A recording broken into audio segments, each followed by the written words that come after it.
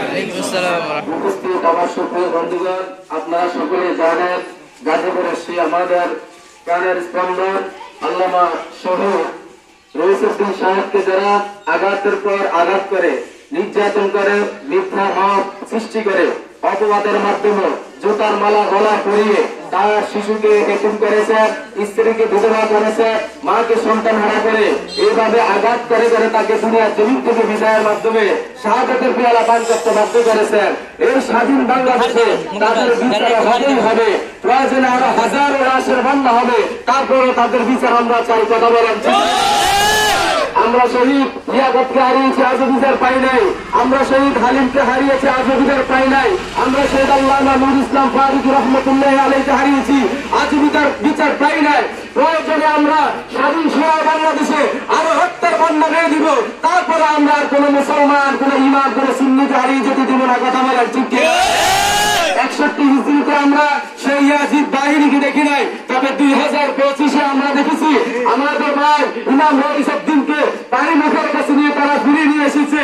যারা এইভাবে 61 হিজরিতে ইয়াজিদ বাহিনীর যেমন আচরণ ছিল এইরকম আচরণ করেছে, সেই পুলিশ সহ তাদের সাথে যারা হত্যার সাথে জড়িত তাদের সকলের বিচার এই স্বাধীন সোনার বাংলাদেশে হোক, এটা আমরা চাইতে চাই। প্রয়োজনে আপনাদের ডাক আসবে।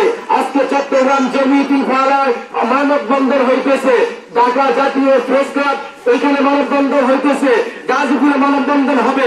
আমাদের আকাবির মান তারা তাদের জীবনকে তোয়াক্কা না করে মরণের পেয়ালা তাদের কাঁধের মধ্যে নিয়ে, শাহাদাতের তামান্না নিয়ে, কাফনে কাফন মাথায় বেঁধে তারা যদি রাজপথে কোনো স্লোগানে আমাদের ডাক দেয়, আমরা আমাদের জীবনের মায়া ত্যাগ করে পরিবারকে ছেড়ে দিয়ে সন্তানকে এতিম করে স্ত্রীকে বিধবা বানাইব, তারপরে আমরা আমাদের ভাই রইসউদ্দিনের হত্যার সাথে জড়িত তাদের বিচার করেও ছাড়বো। কথা বলেন ঠিক কিনা?